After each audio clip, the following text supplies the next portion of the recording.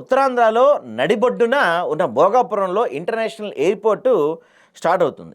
ఈ ఏడాది జూన్ నుంచి ఆపరేషన్ స్టార్ట్ అవుతాయి. ఇంతలో తొలి విమానం రన్వే మీదకు రాబోతుంది.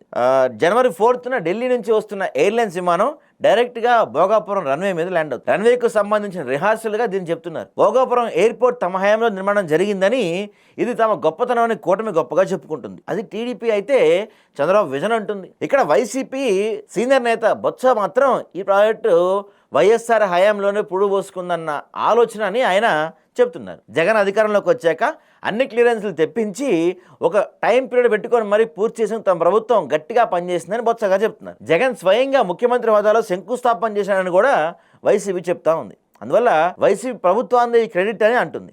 దానికి ప్రతిగా టీడీపీ కౌంటర్ ఇస్తుంది. వైసీపీ మొదటి ప్రాజెక్టును వ్యతిరేకించిందని, పైగా తమ ప్రభుత్వ హయాంలోనే గతంలో శంకుస్థాపన చేసి శ్రీకారం చుట్టామని వాదిస్తుంది. భోగాపురం వంటి ఇంటర్నేషనల్ ప్రాజెక్ట్ చంద్రబాబు విజన్ అని టీడీపీ అంటుంది. ఈ క్రెడిట్ వారితో ఎవరిది పై చేరిన విషయం కాసేపు పక్కన పెడితే, భోగాపురం ప్రాజెక్టు విషయంలో రెండు ప్రభుత్వాల పాత్ర ఉందంటున్నారు. ముఖ్యంగా వైసీపీ అధికారంలోకి వచ్చాక రెండో మారు శంకుస్థాపన చేయటం, కోర్టు క్లియరెన్స్ చేయటం వంటి ఫోకస్ చేసిందంటున్నారు.